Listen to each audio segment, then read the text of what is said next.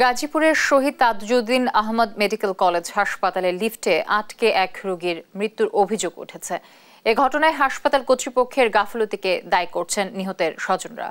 সহকর্মী নজরুল ইসলামের পাঠানো তথ্য ও ছবিতে আপন উপর রিপোর্ট।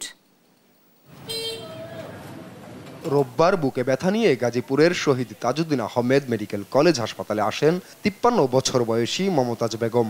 মেডিসিন বিভাগে ভর্তির পর পরীক্ষা নিরীক্ষায় জানা যায় তার হার্টে সমস্যা। নিহতের পরিবার জানায় চিকিৎসকের পরামর্শে সকাল 9:30টার দিকে 11 তলা থেকে লিফটে 4 তলার হৃদরোগ বিভাগে নেওয়া হচ্ছিল মমতাজ বেগমকে। লিফটে অন্য রোগী ও তাদের স্বজনরাও ছিল। 9 তলার মাঝামাঝি গিয়ে আকস্মিক বন্ধ হয়ে যায় লিফট। স্বজনদের অভিযোগ 3 জন লিফটম্যানকে জানানোর পরও নেওয়া হয়নি ব্যবস্থা। পরে 999-এ কল করলে 45 মিনিট পর ফায়ার সার্ভিস কর্মীরা এসে তাদের উদ্ধার করে। ততক্ষণে মৃত্যুর কোলে ঢলে পড়েন মমতাজ বেগম। সবাই তো সাহায্য চাইতেছে, হেরা কি করছে একটু দেখা আবার তালা লাগাই থুইয়া চলে গেছে। যে প্রথম যে তালা মেরে থুয়ে গেছে তখন বের করলে আমার মা কিন্তু বাচ্চা আছে। নিচতলায় 4 তলার মধ্যে আমার মায়ের শিফট করার কথা ছিল। ওইখানে যদি আমার মায়ের আগেই নিয়ে যাইতাম তখন আমার মা কিন্তু বাচ্চা যাইতো।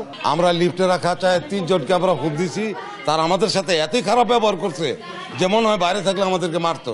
হাসপাতালের উপপরিচালক যান্ত্রিক ত্রুটির কথা বললেও আশ্বাস দিয়েছেন বিষয়টি তদন্তের। যেহেতু এটা যান্ত্রিক ত্রুটি এবং এটা যে কোনো সময় হইতেই পারে, কিন্তু আমাদের এই বিষয়ে সতর্ক থাকতে হবে। যান্ত্রিক ত্রুটিজনিত কারণে বিভিন্ন অ্যাক্সিডেন্টও তো আমরা প্রিভেন্ট করতে পারি না। তো আমরা দেখব বিষয়টি তদন্ত হবে। এর আগে গেল শুক্রবার এই হাসপাতালের 12 তলার নামাজের কক্ষের দেয়ালের পাশে ফাঁকা স্থান থেকে 10 তলায় পড়ে গিয়ে জিল্লুর রহমান নামে এক রোগীর মৃত্যু হয়। ওই ঘটনায়ও হাসপাতাল কর্তৃপক্ষের গাফিলতিকে দায়ী করেন স্বজনেরা। নিউজ ডেস্ক, দেশ টিভি।